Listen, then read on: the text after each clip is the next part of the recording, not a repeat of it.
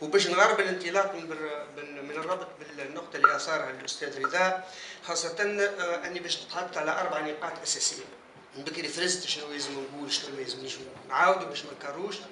ننطلق بالنقطة الأولى، وهي باعتبار أنه نحن تقريبا في البحث نتاعنا نعتبر أن الميدان العمل نتاعنا، ميدان الأنكيت نتاعنا هي الملفات القضائية. معناها ما هيش الأنكيت أمبيريك اللي باش نمشوا للشارع ولا الأحياء ونعملوا أنكيت. عندنا مادة قاعدين نستنطق فيها، قمنا بتشريحها من زوايا نظر متعددة، خرجنا جملة من النقاط، على الأقل عندي 4 نقاط باش نطرق لهم. النقطة الأولى وهي يعني شبهة التسميات أو ما يسمى غموض المعجم في ترتيب والتصنيف وتسميات التنظيمات الإرهابية، أو أكاد أقول التكوينات الإرهابية على الأقل، تفاديا لمقولة التنظيم، لأن التنظيم عنده بنية هيكلية واضحة ودقيقة وعقلانية إلى غير ذلك. هذاك علاش كما أشار رضا، الكون نجموا نلقوا شبهات وتداخلات في التسميات، نجم نلقى سريه، نجم نلقى خليه، نجم نلقى حركه، نجم نلقى تنظيم، والحاجه لهم يتحدثوا على نفس المعطى، في حين انه التنظيم شيء والسريه شيء والجناح شيء والحركه شيء والخليه شيء. وهذا بطبيعه الحال يعود الى غياب ما يسمى، او على الاقل اتفقنا على تسميته، الاطار المرجعي للجهاز القضائي والجهاز الامني في تحديد وتصنيف خارطه يمكن النجم نقرا بها المنظومه الارهابيه اللي اصبحت اليوم منظومه متشابكه ومتكامله.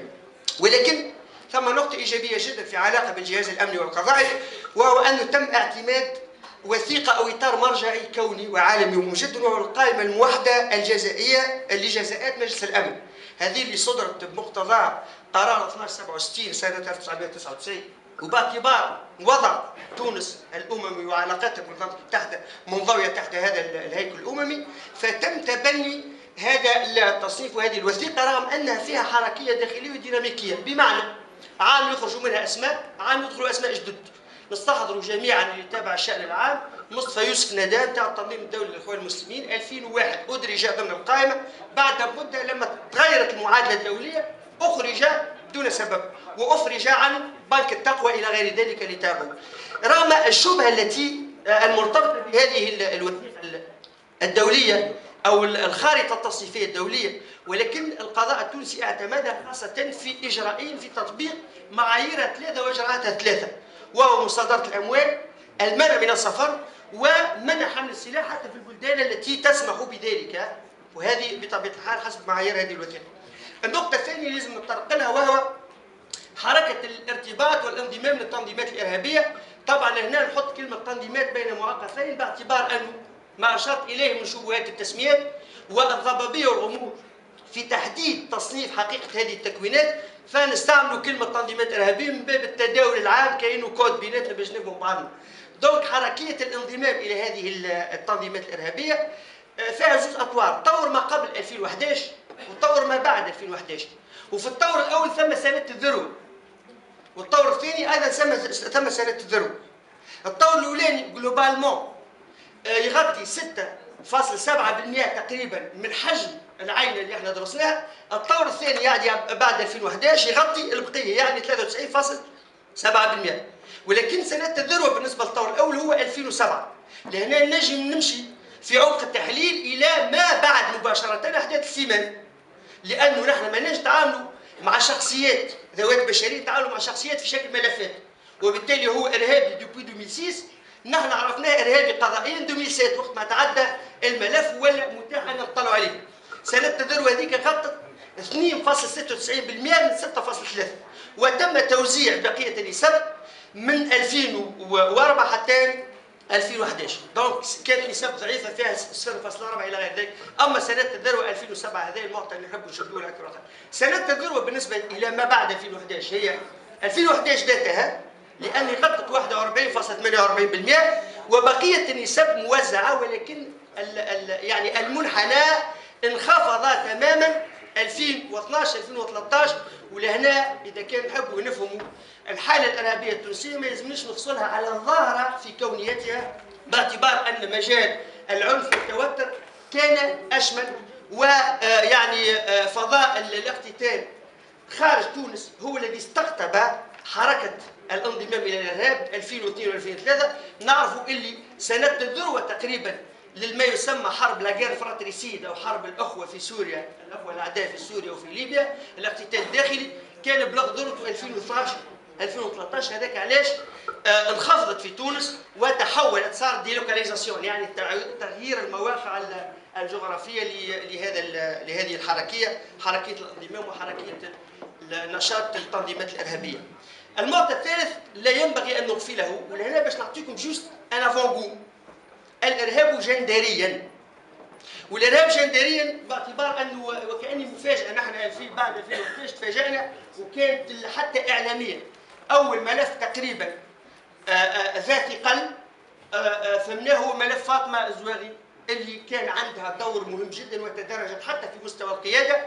ولكن من المهم جدا ان نشير الى كونه عندنا 35 حاله او شخصيه ارهابيه جندريا مصنفه كانثى كامراه، وبالتالي في نطاق او في اطار الاستنطاق لدى باحث البدايه ثم 9 تم الاقرار والاعتراف من طرفهن انهن ارهابيات وانتسبن الى التنظيمات الارهابيه، ثم 21 غياب الاجابه في الملفات، ما عندناش اجابات، والباقي ثم رفض صريح، يعني ثم نعم 9 5 لا 21 غياب اجابه.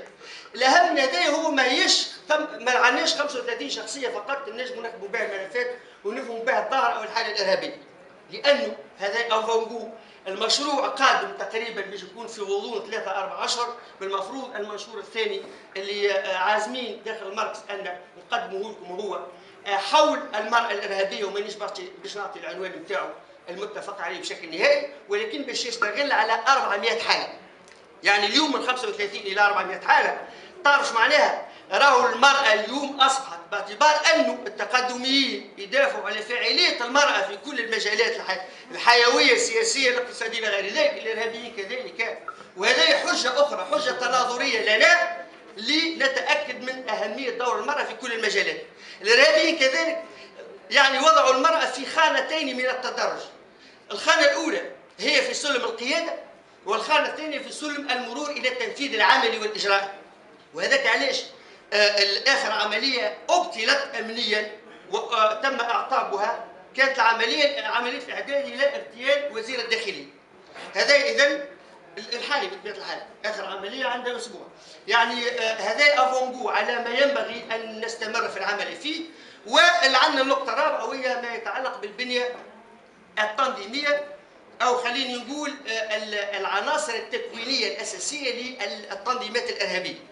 لانه ذات يوم سمعنا في وسائل الاعلام اللي ثم شكون قدم لنا مثلا على سبيل المثال هيكله انصار الشريعه، والحال انه ما ثم حتى واحد خارج ملفات القضاء يمكن ان يقدم لنا بحجج واضحه هيكله اي تنظيم الارهابي، لسبب اول وهو سبب مركزي. هم ارهابيين بمقتضى ذلك ينبغي ان يتحصلوا بالسريه على مستوى استعراض البنيه التنظيميه والعناصر التكوينيه. ولكن ملفات القضائيه كشفت لنا الى كون رغم ان التنظيم هو هرمي ككل التنظيمات في العالم، ولكنه عنقودي، وان تكون التنظيم مزاوجه بين التنظيم الهرمي والعنقودي معناها التحصن بعمليات التخفي، لان العمليات العنقوديه تخلي ديما امكانيه حمايه القياده المركزيه وارده جدا حتى لو كان تتشد جناح من الاجنحه. وهذاك علاش الاجنحه متعدده التنظيمات هذه. نلقوا الجناح اللوجستي، الجناح الدعوي، الجناح المسلح، واخر الاجنحه التي كانت بصدد التكون داخل تنظيم انصار الشريعه، ولم من الطاف الله انه لم يكتب له الخروج الى الواقع، هو ما يسمى بجناح الاختراق وبث الدعايات، وهو جناح تقريبا يشتغل كليا على وسائل الاتصال وشبكات الاتصال والتواصل الاجتماعي. هذاك علاش اليوم اذا كان باش نتحدثوا على البنيه التنظيميه الارهابيه من المفروض ان تكون عندنا ادبيات متجاوزه للادبيات المنبثقه عما يسمى بالتدين السياسي، لانه نعرف اللي تاريخيا اول من ابتكر التنظيمات الارهابيه العنقوديه ما كانوش الاسلاميين. نذكروا بادر ماينوف ونذكروا لي بريغاد روج والاكسيون ديريكت الى غير ذلك. هذا يحيل الى حاجه مهمه جدا. طبيعه او البنيه الذهنيه للارهابيين في صيغتهم الاسلامويه الحاليه راهي تكاد تكون منفتحه على مختلف الادبيات، وسأنهي لن اتجاوز، يعني تكاد تكون منفتحه على مختلف الادبيات والاطر المرجعيه الكونيه والتنظيريه،